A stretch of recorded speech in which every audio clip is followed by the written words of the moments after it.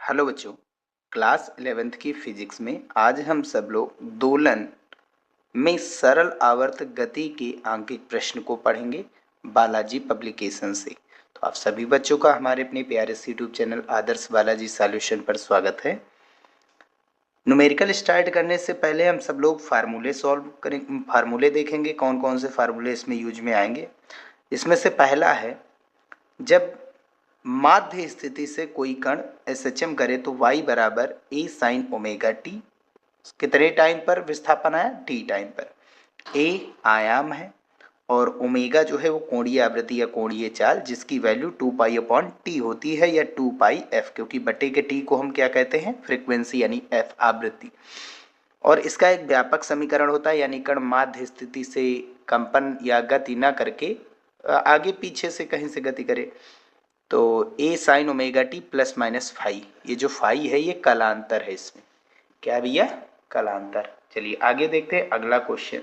अगला numeric formula क्या है?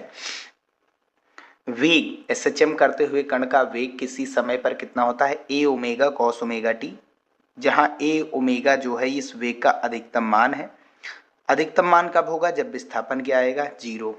अब जब ध्यान से समझना, न्यूनतम विस्थापन पर वेग अधिकतम होता है और अधिकतम विस्थापन पर वेग न्यूनतम यानी 0 हो जाता है। भाई झूला झूलेंगे तो जब विस्थापन अधिकतम हो जाता है तो वहां पर झूला पहुंच करके रुक जाता है, फिर वापस आता है। यानी माध्य स्थिति में जब आएगा तो उस समय उसका वेग सबसे अधिकतम, माध्य स्थिति का विस्थापन 0 होता है। और इसका जो है आयाम और विस्थापन के साथ रिलेशन क्या है? ओमेगा अंडर रूट ए स्क्वायर माइनस वाई स्क्वायर। अब त्वरण देखते हैं। एसएचएम में कण का त्वरण माइनस का ओमेगा स्क्वायर ए साइन ओमेगा टी, ए साइन ओमेगा टी वाई होता है तो वाई के बराबर रख देंगे। अगर अल्फा का अधिकतम मान पूछेगा तो ओमेगा स्क्वायर इंटू ए लगाएंगे। एसएचएम करते हुए कण की गतिज ऊर्जा क्या होती है? 1/2 mv स्क्वायर। स्थितिज ऊर्जा 1/2 के एक्स स्क्वायर या के वाई स्क्वायर। के स्प्रिंग में संचित ऊर्जा जो है वो के है, यू है, और के जो है वो स्प्रिंग का बल नियतांक है। ठीक है, स्प्रिंग कितनी टाइट या नर्म है इसके बारे में बताता है। कुल ऊर्जा जो होती है इन दोनों के योग के बराबर होती है और इसका फार्मूला 1/2 m ओमेगा स्क्वायर ए स्क्वायर होता है। ठीक भैया, तो इतने फार्मूले, और भी कुछ फार्मूले होंगे तो उनको वहीं पर हम देख लेंगे। चलिए देखते हैं क्वेश्चन को। पहला क्वेश्चन है, सरल आवर्त गति करते हुए कण का आयाम 2 सेमी है यदि साम्य स्थिति से 1 सेमी विस्थापन पर कण का वेग और त्वरण के परिमाण बराबर हो तो दोलन का आवर्तकाल। इसी में दूसरा क्वेश्चन देख लेते। सरल आवर्त गति करते हुए 1 किलोग्राम द्रव्यमान के कण पर कार्यरत प्रत्यानयन बल की समीकरण F बराबर -100 वाई है, जहां F न्यूटन में तथा y विस्थापन में है, विस्थापन y मीटर में है। यदि साम्य स्थिति में कण का वेग 10 मीटर पर सेकंड हो, यानी y बराबर 0 पर वेग 10 मीटर पर सेकंड हो, तो दोलन का आयाम ज्ञात कीजिए, ए निकालना है। तो आयाम कितना दिया गया? 2 सेंटीमीटर। विस्थापन y बराबर 1 सेंटीमीटर। जब था तब वेग और त्वरण के परिमाण आपस में क्या थे? बराबर। हमको निकालना क्या है? आवर्तकाल यानी टी का मान। तो हम यहाँ पर फार्मूला लगाएंगे, y बराबर है साइन ओमेगा टी का। y का मान 1 दिया गया, आयाम 2 दिया गया, साइन ओमेगा टी रख देंगे। 2 को बटे में लाएंगे 1 के, तो 1/2 जो कि साइन 30 अंश का मान होता है। 30 मतलब 180/6 पाई/6 रेडियन मान में रखेंगे। कोण की तुलना कराएंगे, मान बराबर है, कोण यहाँ ओमेगा टी, यहाँ पाई/6, यानी ओमेगा टी की वैल्यू पाई/6 हो गई। अब क्योंकि ये बताया गया इस विस्थापन पर, यानी जब विस्थापन 1 था तो v और अल्फा आपस में वेग और त्वरण बराबर थे। v बराबर ए ओमेगा कॉस ओमेगा टी था और अल्फा बराबर, परिमाण बराबर है तो माइनस प्लस नहीं लगाना, ओमेगा स्क्वायर ए साइन ओमेगा टी, ये अल्फा की वैल्यू होती है। ए से ए कैंसिल आउट हो जाएगा, एक ओमेगा से एक ओमेगा। अगर हम यहाँ पर वैल्यू डालें ओमेगा तो वो होती है 2 पाई अपॉन टी। ठीक है, ओमेगा की वैल्यू 2 पाई अपॉन टी अभी हमने बताया था। ये साइन कॉस ओमेगा टी और ये साइन ओमेगा टी। अब करेंगे क्या? टी को ऊपर ले जाएंगे और कॉस ओमेगा टी को नीचे लाएंगे, इन दोनों को इंटरचेंज। तो टी बराबर 2 pi upon cos omega T और बगल में क्या था? Sign omega T. साइन बटे कॉस क्या बन जाएगा? टेन ओमेगा टी, और वैल्यू डाल देंगे यहाँ पर, टी बराबर 2 पाई टेन ओमेगा टी हो गया। तो 2 पाई टेन ओमेगा टी की वैल्यू कितनी है? पाई/6। पाई/6 मतलब 30 अंश। टेन 30 अंश का मान क्या होता है? 1/√3। तो 2 पाई से गुणा होकर के 2 पाई अपॉन √3 सेकेंड, ये टी आवर्तकाल आ जाएगा। यही आंसर हो जाएगा। सेकेंड क्वेश्चन क्या निकालना था, आयाम निकालना था। द्रव्यमान दिया गया 1 किलोग्राम, बल का मान दिया गया है समीकरण के रूप में -100y। और अगर हम बल बराबर बात करें तो माइनस का ky होता है प्रत्यानयन बल, और दिया कितना गया -100y, तो k की वैल्यू कितनी आ गई 100। k यहाँ पर बल नियतांक है, न्यूटन प्रति मीटर इसका मात्रक होता है। इस कॉन्सेप्ट पर यूज कर सकते थे लेकिन इसका आंसर आएगा नहीं। हम यहाँ पर साम्य स्थिति की अगर बात करेंगे तो साम्य स्थिति में क्या होता है, जो गतिज ऊर्जा होती है वो स्थितिज ऊर्जा गतिज ऊर्जा में और गतिज ऊर्जा स्थितिज ऊर्जा में चेंज होती है। ठीक पहले हम बल लगाते हैं तो स्थितिज ऊर्जा, वापस आता है तो साम्य स्थिति में दोनों की ऊर्जाएं आपस में क्या होती हैं बराबर, और फिर गतिज ऊर्जा फिर स्थितिज ऊर्जा यही आपस में इंटरचेंज होते हैं। इन दोनों के मैक्सिमम मान आपस में क्या होते हैं, साम्य स्थिति में ये दोनों वैल्यू आपस में बराबर होती हैं। ठीक है, ये चीज हमने पढ़ाया भी था जब चैप्टर पढ़ रहे थे। y का मैक्सिमम मान क्या होता है, आयाम होता है। ठीक है, तो यहाँ पर वैल्यू डालेंगे तो 1/2 mv² होता है और 1/2 ky² होता है ये। ठीक, क्योंकि अधिकतम मान की बात कर रहा है तो वेग तो अधिकतम होगा, और यहाँ क्या अधिकतम होगा, y का विस्थापन का अधिकतम मान क्या होता है, आयाम तो हमने a का स्क्वायर कर दिया, बटे का 2 कैंसिल, m की वैल्यू 1 दी गई है, v का मान 10 दिया गया है। भाई यही चीज़ y बराबर 0 पर जो है साम्य स्थिति का मतलब उस पर हमें वेग कितना था 10, और k की वैल्यू अभी हमने निकाली 100 और इंटू में a का स्क्वायर, 2 जीरो से यहाँ 2 जीरो यानी 10 धाम में 100 कैंसिल हो जाएगा, a स्क्वायर 1 के बराबर, तो a बराबर 1 मीटर, यही इसका आंसर हो जाएगा। सरल आवर्त गति करते हुए एक कण की विस्थापन समय समीकरण y बराबर sin omega t plus phi है, जहाँ a आयाम ओमेगा कोणीय आवृत्ति है। यदि गति प्रारंभ के समय यानी t बराबर 0 पर कण का विस्थापन 1 सेमी तथा वेग ओमेगा रेडियन पर सेकंड हो तो आयाम तथा प्रारंभिक कला ज्ञात कीजिए। तो y बराबर sin omega t plus five दिया गया, t बराबर 0 पर विस्थापन 1 सेमी और वेग जो है ओमेगा रेडियन पर सेकंड ये दिया गया है। मीटर पर सेकंड भी रख सकते हैं। अब जो इसका मात्रक वही इसका मात्रक होगा, दोनों सेम वैल्यू है तो जाहिर सी बात चाहे जिसका जो मात्रक लिख दिया। आयाम और फाई निकालना है। t बराबर 0 पर विस्थापन कितना है 1, आयाम निकालना है साइन ओमेगा टी, टी की वैल्यू 0 प्लस फाई, तो ओमेगा 0 से गुणा होकर के 0, ये साइन फाई, ए साइन फाई बराबर कितना सामने 1, समीकरण 1। अब वेग की बात करेंगे, A omega cos omega T plus phi होता है। ठीक है, कॉस ओमेगा टी होता है लेकिन विस्थापन प्लस फाई है तो वेग भी प्लस फाई हम लेकर के चलेंगे। वी की वैल्यू ओमेगा दी गई है तो ओमेगा ओमेगा कैंसिल आउट। अब यहाँ से बचा कितना ए, हमको निकालना है कॉस, टी की वैल्यू 0 डालेंगे तो ये तो काम खत्म, केवल क्या बचा कॉस फाई, तो ए आगे और नीचे अंदर कॉस फाई, तो ए कॉस फाई की वैल्यू सामने कितना बचा 1। अब दोनों का डिवाइड करा देते हैं, दोनों डिवाइड कराएंगे तो ए साइन फाई का डिवाइड ए कॉस फाई से, 1 का 1 से डिवाइड 1 ही आएगा, ए से कैंसिल, साइन बटे कॉस टेन होता है, टेन फाई बराबर 1, तो फाई की वैल्यू, भाई टेन कितने अंश का मान 1 होता है, पाई बाई 4 का 45 अंश का। अब यही मान उठा करके चाहे समीकरण 1 में डालो चाहे 2 में डालो, आंसर मिल जाएगा आपको। एक समीकरण ए का मान 1 में रखने पर समीकरण 1 में फाई का मान रखने पर ए साइन फाई था, फाई की वैल्यू पाई बाई 4 रख दिया, बराबर में 1 साइन पाई बाई 4 यानी 45 अंश का मान 1/√2, इधर गुणा कराएंगे √2 का, तो ये आएगा कितना √2 आएगा, ए बराबर √2 सेंटीमीटर। ठीक है, यही इसका आंसर। क्वेश्चन नंबर 4, 1 किलोग्राम द्रव्यमान का एक पिंड साम्य स्थिति से सरल आवर्त गति प्रारंभ करता है। पिंड का आवर्तकाल 6 सेकंड, गति आरंभ के 1 सेकंड बाद कण का वेग, पिंड का वेग 6 मीटर पर सेकंड हो तो ज्ञात कीजिए आयाम, कुल ऊर्जा t बराबर 1 सेकंड पर पिंड की गतिज ऊर्जा व स्थितिज ऊर्जा, ये हमको निकालना है। तो m बराबर 1 किलोग्राम, t कितना है 6 सेकंड, t बराबर 1 सेकंड पर वेग कितना है 6 मीटर पर सेकंड, a निकालना है, कुल ऊर्जा निकालनी है, t बराबर 1 सेकंड पर स्थितिज ऊर्जा और गतिज ऊर्जा निकालना, t बराबर 2 पाई अपान ओमेगा, ओमेगा ऊपर ले जाओ t नीचे लाओ, ओमेगा बराबर 2 पाई अपॉन टी, टी की वैल्यू डाल दो कितना है 6, 2/6 या फिर कैंसिल आउट कर दो पाई/3 ही बचेगा, रेडियन पर सेकंड। वेग का फार्मूला लगाओ, v बराबर ए ओमेगा कॉस ओमेगा टी होता है, वेग कितना दिया गया है 6, आयाम निकालना है, ओमेगा की वैल्यू अभी निकाला 2π/6, कॉस ओमेगा की वैल्यू 2π/6 इंटू टी का मान कितना दिया गया भाई टी 1 सेकंड पर, 1 सेकंड पर वेग 6 है ना, तो टी का मान 1 दिया गया तो ओमेगा की वैल्यू हमने ये डाली और टी की वैल्यू 1 डाल देंगे। अब 2 3 6, 2 1 2, 2 3 6, अब कितना बचा, इसका ऊपर ले जाओ, इसको ऊपर ले जाएंगे और पाई को नीचे लाएंगे, तो 6 तरीके 18 और पाई नीचे आ गया और बराबर में कितना बचा a इंटू यहाँ पर कितना बचा π/3। कॉस π/3 की वैल्यू कितनी होती है, कॉस 60 अंश की वैल्यू 1/2 होती है, तो को ऊपर ले जाएंगे तो 18 दूना 36, a का मान 36/π मीटर, ये आंसर हो गया। सेकंड क्वेश्चन में क्या कर रहा है, कुल ऊर्जा निकालने की बात कर रहा है, तो 1/2 m omega square a square, ये चीज हमने फार्मूले में भी अभी बताया। तो 1/2 m का मान 1 दिया ही गया, ओमेगा का मान 2π/6 दिया गया है, और a का मान अभी हमने निकाला 36/π, स्क्वायर लगा तो 2 बार गुणा। अब पाई 2 है, 2 पाई खत्म, अब 1 2 से 2 खत्म, 36 से 1 36 खत्म, अब 36 दूना 72, टोटल ऊर्जा आ गई 72 जूल।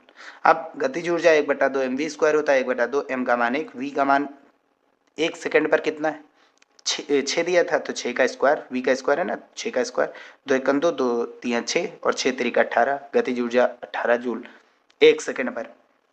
स्थितिज ऊर्जा क्या होगी, तो कुल ऊर्जा जो है स्थितिज ऊर्जा गतिज ऊर्जा के योग के बराबर होती है, तो स्थितिज ऊर्जा बराबर करेंगे, गतिज ऊर्जा इधर आएगी माइनस की हो जाएगी।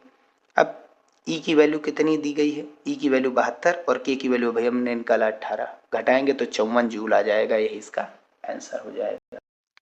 क्वेश्चन नंबर 5 देखिए, एक कण सरल आवर्त गति कर रहा है जिसका आयाम 5 सेमी तथा आवर्तकाल 4 सेकंड है। कण की विस्थापन समीकरण लिखिए यदि यह गति आरंभ के समय अधिकतम विस्थापन की धनात्मक स्थिति यानी y बराबर a, ठीक, कण स्थिति में है, कण को गति आरंभ के बाद आधे आयाम की स्थिति में पहुंचने में कितना समय लगेगा, तो 2 केसेस यहाँ दिए गए हैं।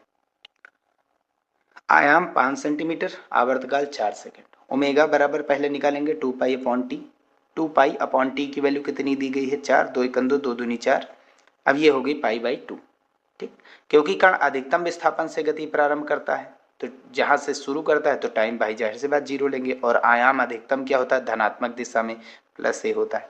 y बराबर a sin omega t plus 5, व्यापक समीकरण लेकर के हमेशा चलेंगे।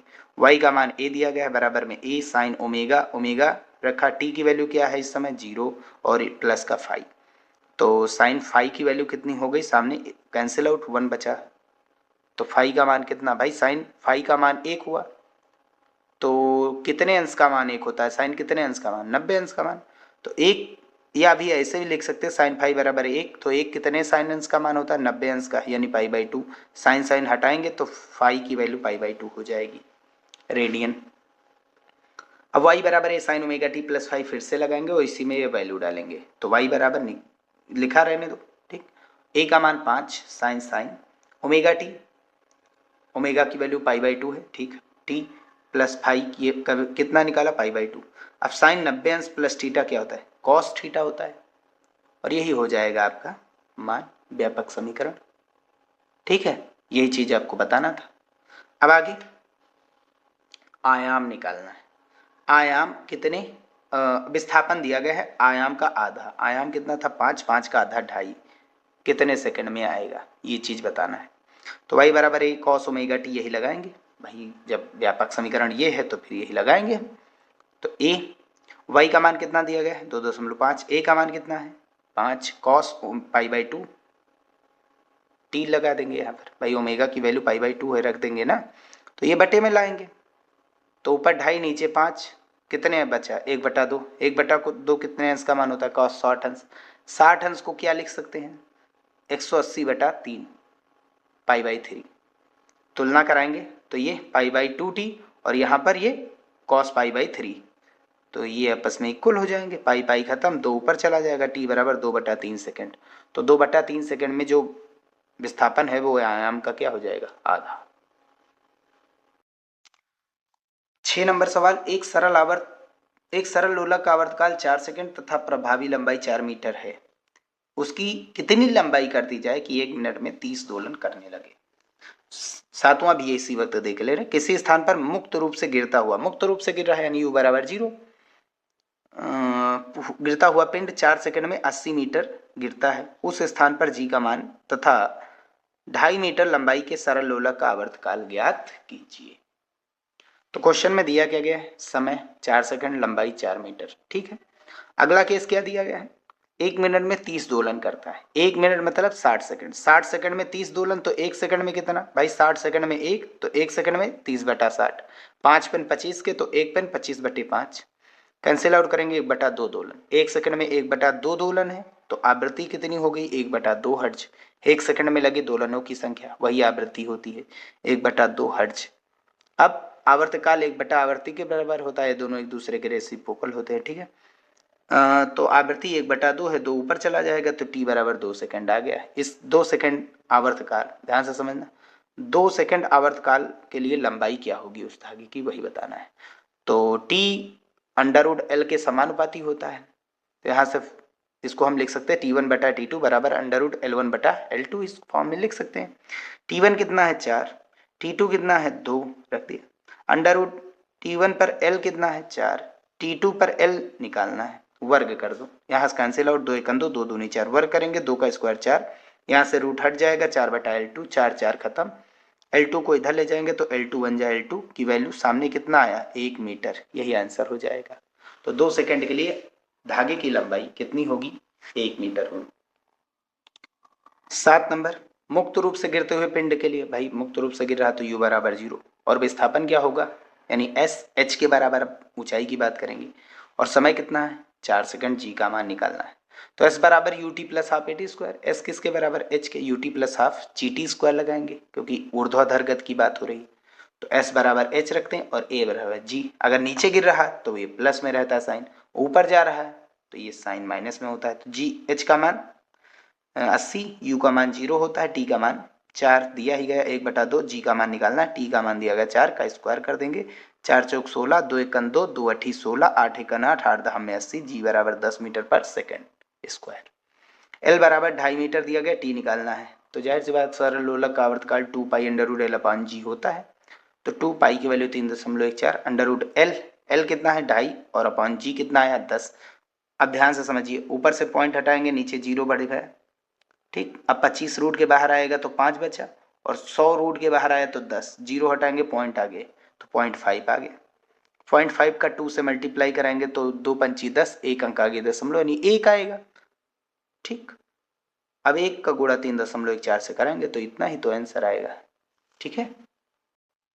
चलिए क्वेश्चन नंबर 8 देखते हैं। किसी स्प्रिंग की लंबाई 0.1 मीटर का परिवर्तन करने पर स्प्रिंग की स्थितिज ऊर्जा में 0.5 जूल का परिवर्तन होता है। स्प्रिंग का बल नियतांक ज्ञात कीजिए। एक आदर्श स्प्रिंग 9 नंबर का बल नियतांक 200 न्यूटन पर मीटर है। इस पर 200/π² किग्रा द्रव्यमान के पिंड को लटकाकर दोलित कराया जाता है, दोलन कराया जाता है। पिंड के दोलन का आवर्तकाल ज्ञात कीजिए। तो बहुत आसान क्वेश्चन है। विस्थापन कितना है, चाहे वाई से लिखो चाहे से x से 0.1 मीटर, ऊर्जा में परिवर्तन 0.5 जूल, k का मान निकालना है, डेल्टा u बराबर 1/2 x स्क्वायर। भाई जाहिर सी बात विस्थापन आएगा तो ऊर्जा में परिवर्तन कितना आएगा 1/2 k x स्क्वायर। ऊर्जा में परिवर्तन 0.5, 1/2 लिख दीजिए, k का मान निकालना है, x का स्क्वायर यानी x 0.1 है तो 0.1 का 2 बार गुणा होगा, स्क्वायर की मतलब पॉइंट हटाएंगे तो इधर से पॉइंट हट गया, अब यहाँ से पॉइंट हटा, यहाँ से पॉइंट हटा, एक पॉइंट हटाएंगे, यहाँ पर एक 0। अब 20 पंचे कितना होता है 100, और एक एकन एक का के से गुणा करेंगे तो के ही आएगा, तो 20 पंचे 100, के बराबर 100 न्यूटन पर मीटर। 9 नंबर में के का मान 200 न्यूटन पर मीटर दिया गया, एम का मान 200/π² किग्रा दिया गया है, और टी निकालना है। टी बराबर 2 पाई √m/k होता है। अगर किसी स्प्रिंग से वस्तु को बांधेंगे तो द्रव्यमान दिया जाएगा तो ये लगाएंगे, और नहीं तो हम 2 पाई √L/g लगाएंगे, ठीक है। तो 2 पाई लिखा रहने दो, m का मान 200/π², k का मान दिया गया 200, 200 से 200 कैंसिल आउट, π² रूट के बाहर आएगा तो पाई बचेगा, और पाई पाई खत्म, केवल बचा कितना 2 सेकंड। ये सेकंड लोलक है क्योंकि इसका आवर्तकाल 2 सेकंड है, ठीक है। 10 नंबर क्वेश्चन देखो। नगण्य द्रव्यमान की स्प्रिंग से जुड़ा 2 किलोग्राम द्रव्यमान का पिंड सरल आवर्त गति कर रहा है। गति का आयाम 0.1 मीटर, 0.2 मीटर तथा आवर्तकाल 3.14 सेकंड है। पिंड का अधिकतम त्वरण तथा स्प्रिंग द्वारा आरोपित अधिकतम बल का मान, स्प्रिंग का बल नियतांक क्या होगा, ये 3 चीजें हमको निकालनी है। दिया क्या गया है, m का मान 2 किलोग्राम, ठीक है। आयाम कितना 0.2 मीटर, t आवर्तकाल दिया गया 3.14 यानी पाई सेकंड। त्वरण का अधिकतम मान, बल का अधिकतम मान और k निकालना है। त्वरण का अधिकतम मान ω² × a होता है। ये वीडियो शुरू करने से पहले हमने फार्मूले में भी बताया था। तो ओमेगा बराबर 2 पाई/t होता है, स्क्वायर लगा तो स्क्वायर इंटू में 2 पाई यानी कि 2 × पाई की वैल्यू 3.14, स्क्वायर लगा तो 2 बार इसका गुणा कर दिया। और नीचे टी की वैल्यू कितनी दी गई 3.14, स्क्वायर लगा तो 2 बार गुणा करिए, ये कैंसिल आउट हो गया और यहाँ पर 0.2 लिखा है, एक आयाम का मान दिया गया, 2 दूनी 4 दूनी 8, एक अंक आगे दशमलव तो 0.8 मीटर पर सेकेंड स्क्वायर इसका आंसर हो गया। बल का मान क्या होता है m इंटू अल्फा, भाई त्वरण पता है m इंटू अल्फा लगा देंगे, अल्फा भी अधिकतम तो बल भी अधिकतम होगा, m का मान 2 है और अल्फा का मान 0.8, 8 दूनी 16 लिख दिया, एक अंक आगे दशमलव लगा दिया, न्यूटन, आंसर हो गया इतना। t बराबर अंडर रूट m अपॉन के लगाएंगे k निकालने के लिए, t का मान 3.14 है, 2 पाई की वैल्यू 3.14 है, अंडर रूट m की वैल्यू 2 दी गई, k निकालना है, ये 3.14 खत्म हो गया, वर्ग करेंगे तो 1 का स्क्वायर 1 और 2 का स्क्वायर 4 और यहाँ से रूट हट जाएगा, अब k का गुणा इधर k कन के 4 दूनी 8, k का मान 8 न्यूटन पर मीटर, यही आंसर हो जाएगा इसका। क्वेश्चन नंबर 11 देखिए, एक बेलन पानी की सतह पर तैर रहा है, इसकी लंबाई 40 मीटर, इसकी लंबाई 40 सेमी लंबाई, इसकी 40 सेमी लंबाई, सॉरी माफ कीजिए शुरू से पढ़ रहे हैं, एक बेलन पानी की सतह पर तैर रहा है, इसकी 40 सेमी लंबाई पानी के अंदर है, यदि बेलन को थोड़ा दबाकर छोड़ते हैं, भाई थोड़ा दबाएंगे अंदर, छोड़ेंगे तो ये फिर से ऊपर नीचे कंपन करने लगेगा, यानी एसएचएम करने लगेगा, छोड़ दिया जाए तो दोलन का आवर्तकाल यानी ऊपर से नीचे तक आने जाने में लगा समय निकालना है। फार्मूला, g का मान 10 मीटर पर सेकंड स्क्वायर, l का मान 40 सेमी, सेंटीमीटर को मीटर में चेंज करेंगे तो सेमी का मतलब 10 की घात -2 मतलब 0.2 अंक आ गए, 1 2 तो 0.4 मीटर आ गया ये। अब t निकालना है, t बराबर 2 pi under root l upon g होता है, तो t बराबर 2 पाई की वैल्यू 3.14, अंडर रूट l की वैल्यू 0.4 यही है और g की वैल्यू 10, अब पॉइंट हटाएंगे तो नीचे 0 बढ़ गया, 4 रूट के बाहर आएगा तो 2 बचा, 100 रूट के बाहर आएगा तो 10 बचेगा, 2/10 यानी 0.2 आएगा। अब इसका गुणा कराएंगे, 2 दूनी 4 और 4 का गुणा 314 से कराते हैं 3.14 से तो 12.56 आता है, ठीक है, समझिए बात, ये 2 दूनी 4 हुआ और इसका गुणा इससे कराते हैं तो 12.56 आता है, लेकिन दशमलव कितने अंक आगे, 1 2 3 तो 3 अंक आगे लगा दो, ठीक है, 2 दूनी 4 का गुणा 314 से करो तो 1256 आता है, 0.3 अंक आगे लगा दिया, यही सेकंड, इतने सेकंड का आवर्तकाल होगा उसका। 12 नंबर देखिए, खोखला बेलन जिसकी लंबाई जिसका द्रव्यमान 4 किलोग्राम तथा परिच्छेद क्षेत्रफल 4 × 10⁻³ मीटर स्क्वायर है, 0.9 आपेक्षिक घनत्व के द्रव में तैर रहा है, यदि बेलन को थोड़ा दबाकर छोड़ दिया जाए तो इसके दोलन का आवर्तकाल कितना होगा। ठीक, इसका डेरिवेशन वैसे हमारे बुक में तो है लेकिन सिलेबस में नहीं, ठीक। और इसके बाद बचे कौन है, विभिन्न प्रकार के दोलनों पर आधारित, तो बेलन के दोलन के जब हम प्रकार पढ़ेंगे ना, दोलन या कंपन के प्रकार, तो उसी में ये जो 4 न्यूमेरिकल हैं इनको कंप्लीट कर लेंगे। ये क्वेश्चन देखते हैं, m द्रव्यमान 4 किलोग्राम, एरिया 4 × 10⁻³ मीटर स्क्वायर और घनत्व रिलेटिव डेंसिटी, घनत्व दिया गया 0.9, तो रिलेटिव डेंसिटी का मतलब क्या, अगर किसी पदार्थ का के घनत्व की तुलना जल के घनत्व से कराते तो उसे ही आपेक्षिक या सापेक्ष घनत्व कहते हैं, सापेक्ष घनत्व या आपेक्षिक घनत्व, यानी रिलेट कराया गया किससे, द्रव के घनत्व से, ठीक। तो अगर इसका एग्जैक्ट घनत्व निकालना है, रिलेट करके नहीं निकालना है भाई, ये द्रव के घनत्व से ज्यादा है या कम, उससे नहीं निकालना है, हमको रिलेट करना है, अगर तो रिलेट करना है तो ये, अगर एग्जैक्ट इस द्रव का हमको घनत्व निकालना है जिसको हम सिग्मा से रिप्रेजेंट करेंगे, फार्मूले में इन्होंने सिग्मा से रिप्रेजेंट किया है, वो उसके लिए हम 0.9 जो दिया गया रिलेटिव डेंसिटी है उसके लिए हम 10⁻³ से गुणा करा देंगे बस, जल के घनत्व से 1000 से, यानी 10⁻³ से, तो किग्रा प्रति मीटर क्यूब, ये उस द्रव का घनत्व आ गया। अब आवर्तकाल निकालना, खोखले बेलन के लिए ध्यान से समझना, अगर बेलन होता तो फिर भाई 2 pi under root l upon g यही लगता, लेकिन खोखला बेलन है तो 2 pi under root a sigma g लगाएंगे, 2 pi under root m upon a sigma g, a क्या है एरिया, सिग्मा क्या है घनत्व है उस द्रव का जिसमें वो कंपन कर रहा है, दोलन कर रहा है, और g आपका ग्रेविटी है। डाल देते हैं, 2 पाई की वैल्यू 3.14, अंडर रूट m की वैल्यू 4 दी गई है, a की वैल्यू 4 × 10⁻³ सिग्मा 0.9 × 10⁻³ और g की वैल्यू 10, 10⁻³ प्लस 10⁻³ माइनस, खत्म हो गया, ये कैंसिल कर देंगे एक दूसरे को, 4 से 4 खत्म। अब 10 का गुणा 0.9 से कराएंगे तो इस 0 से इस 0 से पॉइंट हट जाएगा, बचा कितना केवल 9, 1/√9। और √9 जो है रूट के बाहर आएगा तो कितना बचेगा 3, और 2 का गुणा 14 दूना 28, 2 3 6। अब 3 से भाग करा दो, 3 दूनी 6, पॉइंट लगा दो। अब यहाँ पर 2 छोटा है तो 0 बढ़ा देंगे, अब ये 28 हो गया और 3 9 27। तो ये लगभग 2.1 सेकेंड आ जाएगा, यही आंसर हो जाएगा। ठीक है, बस यहीं पर हम वीडियो समाप्त करते हैं। नेक्स्ट वीडियो में हम सब लोग आगे के न्यूमेरिकल्स ऊष्मागतिकी के जो बचे हैं उनको सॉल्व करेंगे, और साथ ही साथ इसमें जो कंपन क्या है, कंपन के प्रकार, कंपन तो पढ़ चुके क्या होता है दोलन या कंपन, इसके प्रकार क्या क्या होते हैं, और फिर इसके न्यूमेरिकल्स को सॉल्व करेंगे। मिलते हैं फिर भैया नेक्स्ट।